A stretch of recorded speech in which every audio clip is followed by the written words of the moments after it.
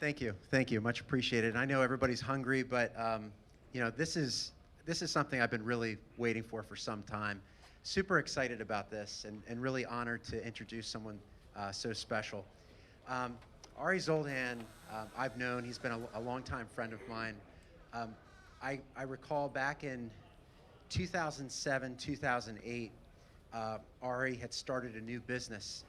Ari is now CEO of Quantum Media Holdings. But back then he had started Quantum Networks, and it was just one of those startup type stories. You know, just a couple people working hard nonstop. And within 3 years, he went from 0 to a $30 million company, 4,500% growth. And since then, Ari has just done some amazing things over the years. He's known as a tech analyst for CNN, Fox News, CNN Money, NBC, Wall Street Journal, Huffington Post. Just about every major media outlet has quoted Ari at one point in time or another. So this is super exciting because, you know, we've got somebody from the media, which is always good to have somebody from the media, but also somebody that has a real story to tell, somebody that's been in the trenches just like you and I have been, and obviously who has reached really the pinnacle of success. Ari has done a lot outside of just technology, but he's also a DC news correspondent. He's part of the press, and he's traveled the world to help those that are underprivileged, that need support, and he's an advocate for the entrepreneur. So without further ado, I'd like to introduce my dear, dear friend, Ari. Thank you for joining us, and come on board.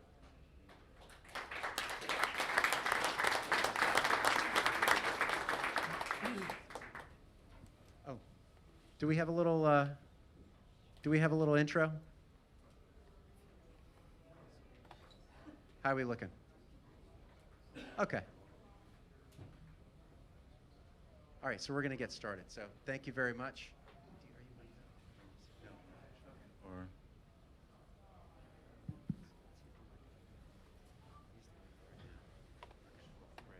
Thank you, Steve. Steve is not on my payroll, and I could tell you as a member of the media, don't believe a word that I say here or ever. So, guys, thank you for joining us, and I guess maybe the competitive nature in me, I really would like our panel to be the best. High energy, impactful, put on your boxing gloves, and we'll go to work. And I don't want to hold anyone up here between this panel and lunch, so it will then become a very dangerous scenario. So why don't we go ahead? Let's start with your name, 30-second background, and how about something personal about yourself that we don't know? Yeah, Jim Lockwood started Comtech Technologies here in New York City in about it was 1998 as our first company, and that evolved into the Aero Wireless Group. Today we're working nationally in what started out as macrocell mods, about 4,000 around the United States. But here in the last few years, we've really moved into small cell infrastructure technology, created the City Pole, which is now nationally being deployed. A lot of the major carriers. Come on, give us something personal that we don't know. Try to mix it up a little. I'm a ski bum, I guess, at heart. That would be one thing. Okay. I have two young daughters, went in engineering school. And thank you. Jerry, go ahead. I'm Jerry Kirshman. I'm not a ski bum. That's cold. Let's stay warmer than that. So Jerry Kirshman, President and COO of Galtronics. Galtronics is a pure play antenna manufacturer from small stuff like your phone type antennas all the way up to small cell macro. We do a lot of small cell antennas. We call whip antennas, or now we're calling them micro canisters or something like that. So new names. Give you something personal about myself, I guess. I commuted a lot from Long Island to New Jersey, where I now live. So if you need to go from Long Island to New Jersey or back and forth, I'm your man. Get you there. Just call me. I'll walk you through it. Thank you, Jerry. We're going to talk loud. Everyone will talk up. Scream.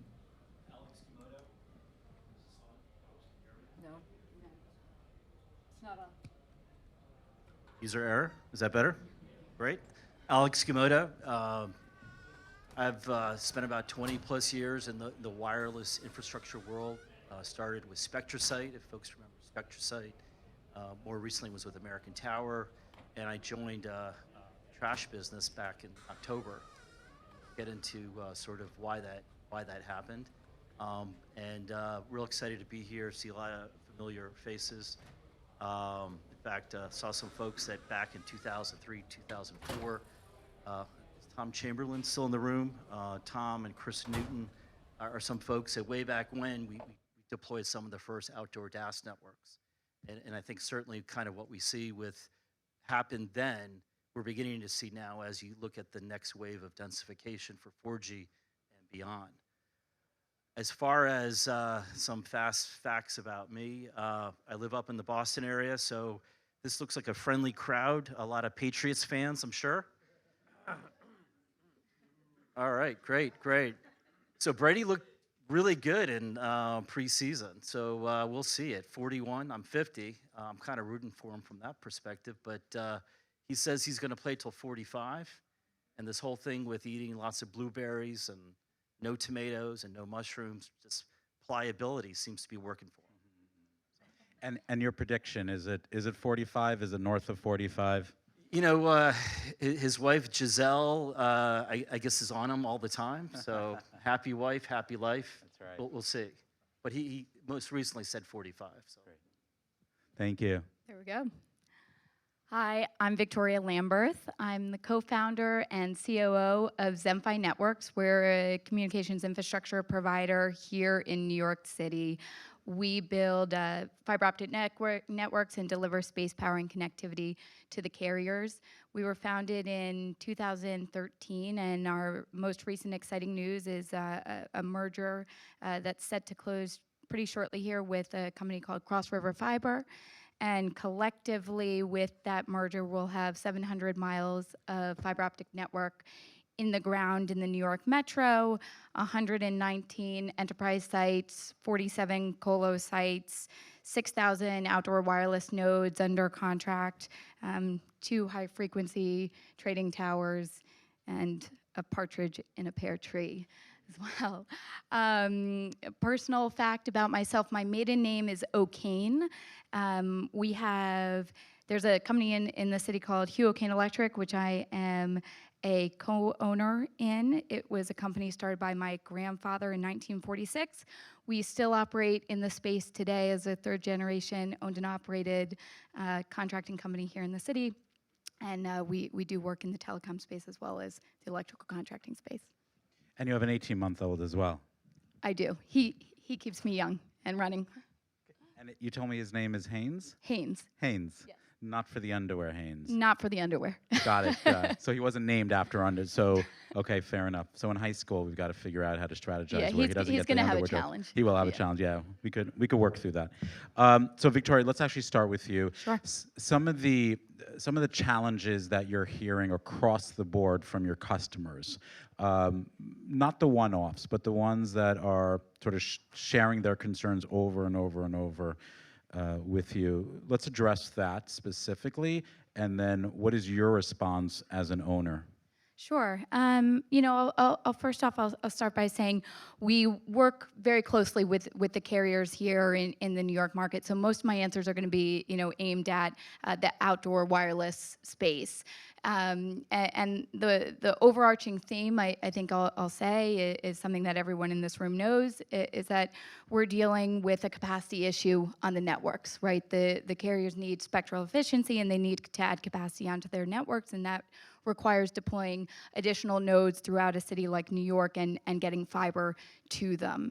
In terms of the practical issues that we're seeing in the city, there are a couple that really come to mind. The first being siting, which I know a couple of our panelists can really speak to here today. You take a city like New York that has a very well-defined process for how to roll out networks and take reservations for poles. And even in a city like that, you're really limited with where you can install. So as an example, as a franchise holder in the city of New York, you're able to install wireless equipment on 2 poles at any given intersection, which means if those 2 poles at the intersection are already taken up by another carrier or another neutral host provider, you can't deploy there. So that's a real challenge of just trying to figure out where to get your stuff out. In fact, the city released an RFP recently that's going to open up city street furniture as additional siting requirements to alleviate this issue. So you have an issue of trying to figure out where to physically put this stuff. And then once you figure out where to put this stuff, you have an issue with actually getting it out and deployed. So we're seeing here in the New York market from start to finish anywhere from 6 months to a year of deployment, 6 months more for DOT poles and about a year for utility poles. And the last major issue is cost, obviously. The cost to deliver power, the cost to deliver fiber, particularly in a city like New York, are astronomical. I'll give a little tidbit. I've been actively working in this industry for a little over 10 years, which I realize makes me a novice here. But in those 10 years, our cost to deploy have doubled.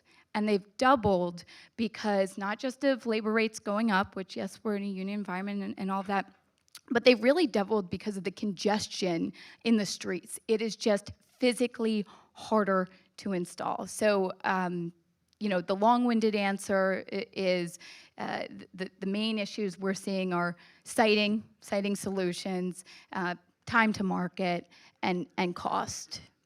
Great. Thank you, Victoria. Who wants to fight with Victoria or push back? Come on. I think there's going to be agreement.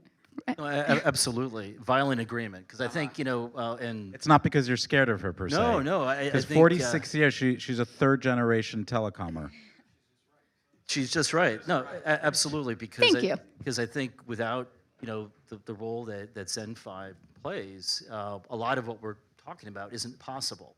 You need the fiber, obviously you need power, but putting in that fiber network in a lot of cases can be the most expensive part of a network deployment, and coming up with solutions that better make it more cost effective, either deployment or sharing the fiber across multiple revenue streams is really one of the ways of making the 5G reality happen. Yeah, I just wanted to comment. Our main product line is called CityPole. It's a smart pole solution that's out in the market in a number of cities today. We have 3 pending solutions here in New York City, 1 in Boston. But what we found to really speed the process, which effectively gets the cost down at the end of the day, is we work way upstream through a division called Aero Smart Communities, working with the city, understanding really what their issues are, helping educate them on what the wireless carriers are trying to accomplish. Not being a wireless carrier, we're a bit of a neutral party in that regard, and we're also talking about the infrastructure that the wireless carriers are kind of bringing us into City Council to talk about, and that is things that blend with the city. It's not always a new pole. In New York, it happens to be a traffic signal, so we have a solution going in. We hope we'll have a solution eventually going in with the traffic signal. But that upstream work, that homework that we do up front with the municipality, with City of New York, which has many agencies, so it seems to shift from one year to the next, makes a huge difference on just that speed to market. I got the microphone, so maybe I'll just add to that. Thank you.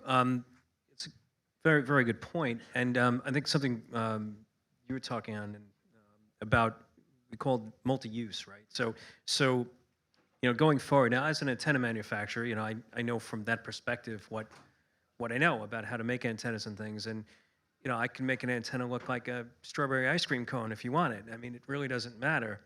Might be a little more glossy, but it would look nice. But so, as long as that there is a broad application of acceptability to these things, that's what would drive that design. So, but what you talked about earlier about multi-use, this is what's changing, right? We're moving into a world now where, for example, like a traffic light isn't just a traffic light anymore. It's also a wireless location, as well as a smart, trash receptacle is also now a transmitting point. Now, these are items that we're all familiar with. They're here. They're in our face when we walk through the street. We don't even notice them. And these are great places to put wireless units because you're not visually adding anything to the environment. And so, as a manufacturer, this is interesting to us because then we're trying to say, okay, that's what you want. Then we're going to try to make our antennas look as naturally, blending into the environment, right? And that's really what's going to happen going forward. Yeah, and look, I know this isn't a smart cities panel, but I think you're hitting the nail on the head in terms of in an area, in a metro environment where there is congestion, where you don't have availability of sites, you need to find a secondary and sometimes a third solution. And when it comes to an area like New York, there's a couple that come to mind, the smart poles and using them on the traffic lights. But we see those links out in New York that are replacing all the old payphones. Like you think about the bus shelters, smart waste solutions, and effectively it's working with the city to figure out how can we deploy furniture out there that has a use for the citizens in the city that can double as an additional siting option to solve the congestion and allow for an additional node to be rolled out. Great. Let's talk about street furniture because you touched on it for a bit, and it's a buzzword. So who wants to take this? Just a definition of street furniture for the people that don't know what it is. Where are we now? Where are we going to be in 5 years from now? And where is there opportunities for small businesses and entrepreneurs to be able to play in that space? I'll take the lead on this question. I think street furniture, for those of us who are in the business, it's really about things that are out in the street that has another purpose. So it could be a bus shelter, it could be a street light, it could be a traffic signal control box, it could be a BigBelly. BigBelly, for those of you who don't know BigBelly, we're the leading smart waste solution system out there. We've been around since 2003, 17,000 unique locations in the US alone, where we have 1 station, 2 station, 3 stations, including here at Times Square, we have about 300 of them. And you may have passed by without even thinking twice, but it's this container that's serving a purpose where, in this case, it's the bid. They pay us for this solution because it's providing this smart city benefit. I mentioned that I came out of the tower industry and I joined BigBelly to help them launch their telecom business unit because we saw that, I saw from a carrier perspective or an infrastructure provider about that need of finding to put antennas and boxes in a way that aesthetically people aren't going to choke on it. I'll raise my hand. I was involved with the first outdoor DAS networks and small cell networks, and I know what it means about what it needs to be aesthetically pleasing and how communities are react to things that don't need to be there. Well, street furniture, we have this opportunity, and I think the Link NYC kiosk was a nice sort of first step with that, where they took something that was there, the old payphone, created this multi-purpose platform that now serves multiple benefits because it's got a permanency there, it's got space on the interior to hide equipment, have a display, it brings power, it brings fiber, and so suddenly the reason for it being on the street is multi-purpose. So with the Telebelly, we have the same concept. Our core customer for BigBelly are the municipalities, are the campuses, and they want more of these things. So we got into advertisement as a way of subsidizing it. Well, they're also having issues with small cell siting. They're also having issues with placement of other smart city types of devices and applications that maybe they can't justify the cost of power and fiber solely for that purpose. So creating a platform that actually can host multiple different applications is the vision of what the Telebelly is all about. It's one solution. There's other solutions out there. I know Jim, and with what you're doing, it's sort of it's the same concept, but it's really trying to create that Venn diagram with the bullet in the bullseye in the middle, where it's serving multiple different benefits for the carriers and the MSOs and the other ISPs, for the communities that are getting benefits from it, and then from just the residents and others who, again, are looking for multiple benefits in this real estate. It's really real estate that's not overly cluttered and it's really maximized the utility of. You also hit on something really important, which is having the power and the fiber there, and particularly the power. I mean, that's such a large cost component in deploying these networks. That's and right. if you can have a site where you've already got power there, and you, even if the fiber's nearby, you know, if you can pull it in, all of a sudden the cost to deploy that site is significantly less. I mean, you're talking about, you know, $50,000, $100,000 to bring fiber to a pole in New York City. That's a major cost savings when you're deploying thousands of these across. So I just didn't want to lose that point. I thought it was very No, you're absolutely right, and I think that, you know, if you take that and then again think about all the different applications you can layer on that cost that otherwise would have been a sole purpose cost, it create, you know, that whole rainbow of ICT applications becomes, you know, potentially available.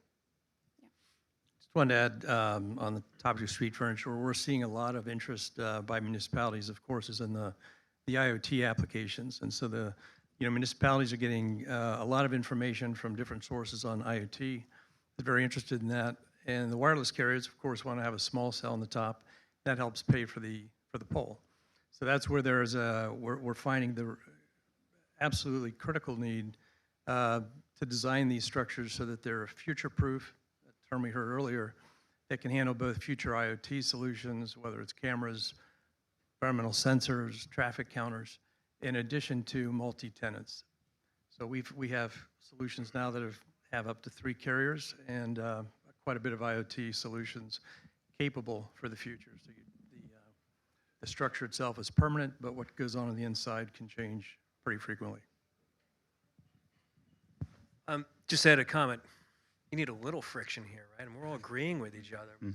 Not much, just a tiny bit. So, you know, we've all seen good street furniture with street installations, and we've seen bad ones too. You know, if you travel around the U.S. or even, you know, overseas, you see ones that, you know, I mean, loose cables, things like that. So, just the point is that I think, you know, we need to do a good job in, making sure that, you know, what we deploy is, you know, visually acceptable, because it's a forefront of a whole industry going forward that's going to grow and grow and grow.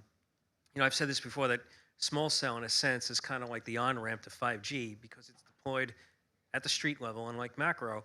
So the practices involved in everything that you talked about to get that there, get acceptable, get power, get everything, data, which is critical, are going to be just exacerbated in 5G. You know, magnitudes higher. So honing our processes now, getting them straight, will give us a much easier, you know, uptake in the future.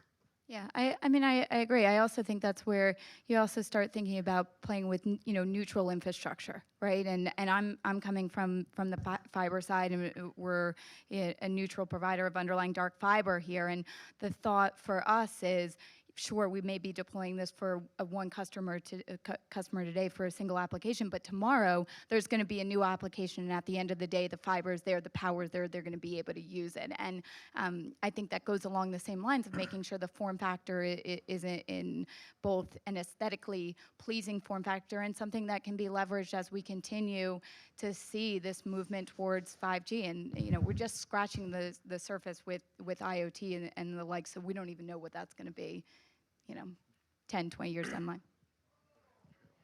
So let's get though to the question, because I know that there's some small businesses and entrepreneurs here, and this may be difficult because the industry is mostly is a B2B space and focus on carrier networks. But if you were to start a business, and maybe it's the entrepreneur in me, and kind of play in the telecom space with some of the big boys, are you looking at developing hardware? Are you looking at developing software to the B2C market? What kind of opportunities are there out there? I think one area is vendor agnostic software for IoT technologies. I know there's a number of companies working on those today. They're a bit larger companies, but I think this whole field of IoT technology is it's growing very quickly. Cities are embracing it. Security is embracing it. We're finding tremendous interest in security systems, but then also this whole this whole software of how these can all talk to each other and coexist is a great need for that and a big opportunity. So you see the opportunity right now, I guess, in the IoT space. It's the Wild West right now, I think, right? Because as Right. standards are continuing to be created. I agree on the software side. I think obviously it's a lot easier and the barrier of entry is much lower for smaller businesses to come up with something versus more of a hardware play for them.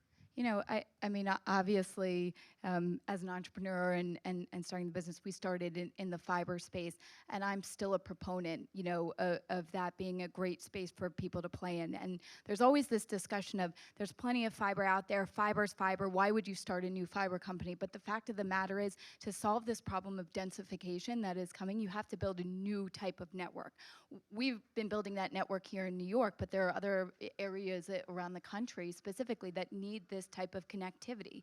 You need to have an architecture that looks like a more traditional cable architecture. So instead of the legacy fiber networks with high bandwidth, high resilient networks that are interconnecting data centers back to the enterprise locations, you need to be able to drop off 2 fibers at every single intersection in Manhattan. There are 3,000 intersections in Manhattan. We've got contracts to drop fiber at 2,600 of them. I mean, you're not going to do that with the legacy fiber network. So I'm a huge proponent in investing in infrastructure. You know, clearly, I see a very strong need for that here in New York City. I think New York is just the start. We're going to continue seeing that rolled out and are seeing it rolled out in all other major metropolitan areas. And, you know, from there, the problem is just going to keep moving to suburbia and the like. So, fiber for you. Yeah. And I think also there's probably opportunities also in terms of creating jobs to be able to subcontract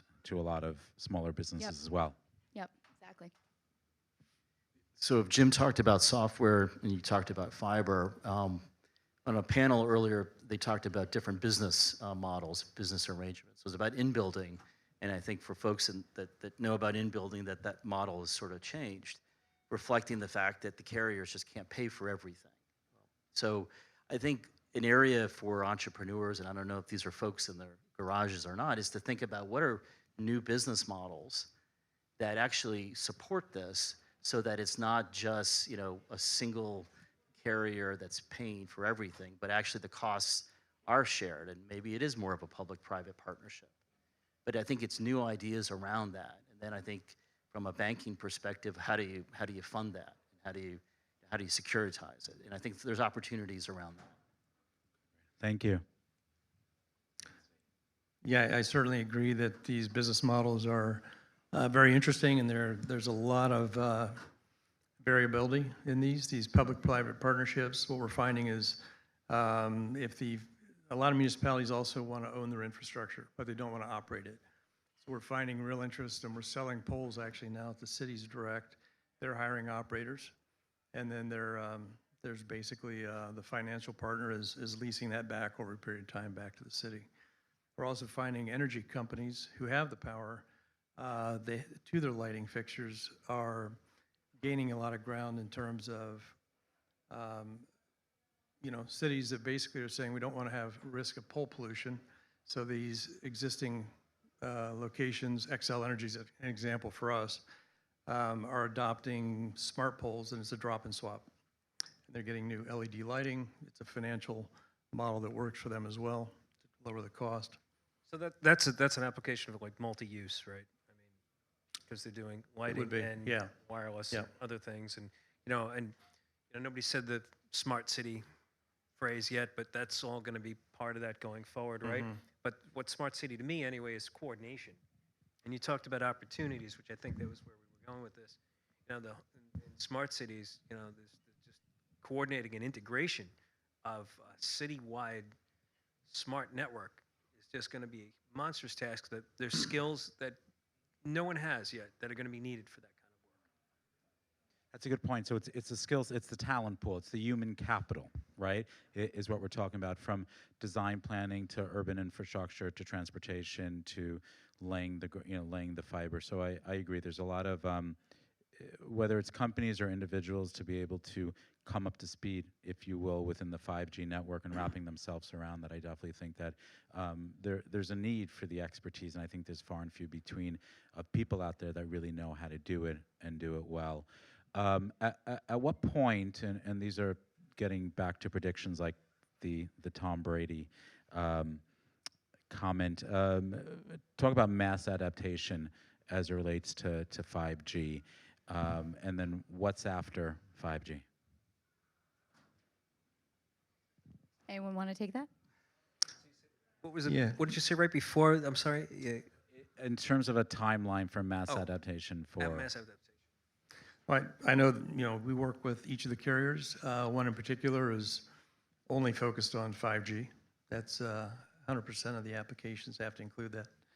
I think a hurdle that we see is the form factors of the 5G antennas right now are going to continue to be a bit of a challenge for municipalities to accept. They turn into pretty large tops of poles. And that sounds like there's a lot of work being done in that area. I think it's going to have a big impact on the integration of 5G and its acceptance.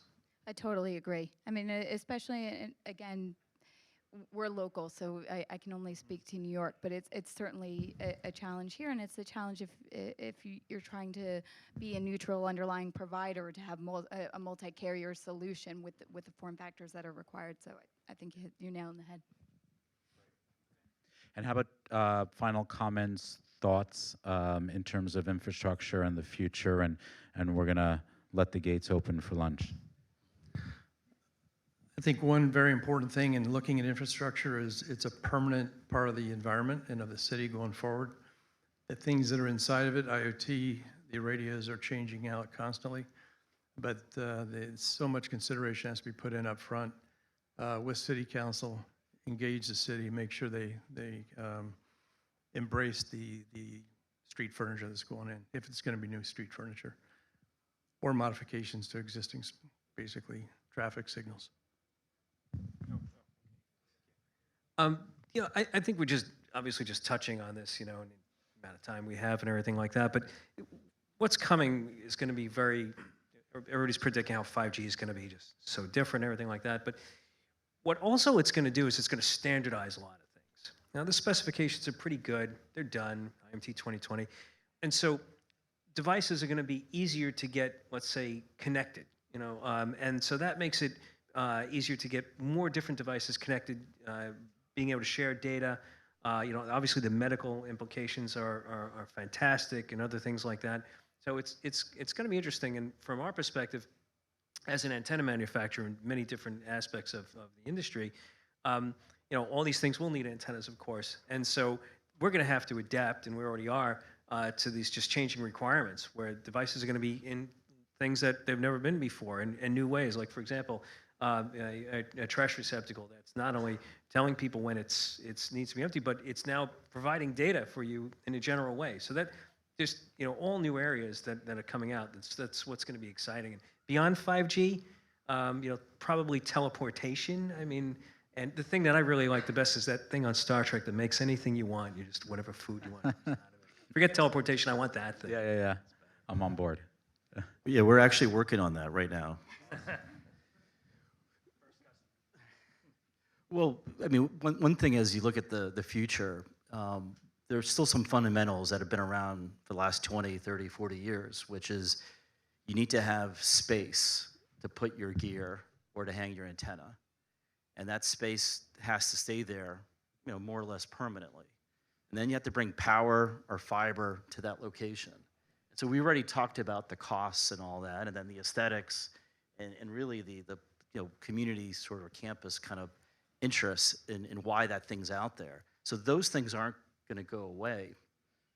What we haven't talked about yet are what are the other kind of business models around things like 3.5 or other sort of kind of carrier sort of arrangements. So some of this over the next 4 or 5, 10 years is going to be changing sort of, what your relationship is with your provider and who your provider is.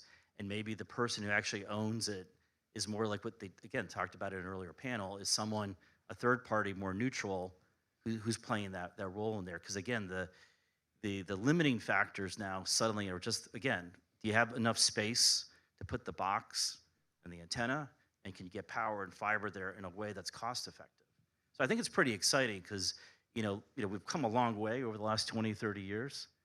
I remember a long time ago, people said that, maybe 20,000 towers are going to get built. Obviously that was a 2G world. 4G, 5G, and beyond, it's all going to come back to that basic premise. And I know that we're up to the task coming up with those different creative solutions. Yeah. Thank you. I would just say that, the major problems with the infrastructure that we're dealing with, they're actually pretty simple problems, but they're hard to solve. So it's about the challenge of figuring out where your conduit is. It's about calling up the contact at the utility and trying to get them to move your permit to the top of the list instead of someone else, or take a 45-minute lunch break instead of an hour so you can get 20, 30 done. It's about finding the pathway, finding the power. These actually aren't, these super complex challenges necessarily, but they're really hard to do. And so I think you need to think about when we're looking towards 5G and how to solve for the carriers, we really have to think about just the nuts and bolts. Like, how can we be more effective and more efficient at doing those very basic building blocks a little bit better? Thank you very much. Now, well, if we don't get a big round of applause, no one's leaving for lunch. So, great. Thank you guys so much. Thank you.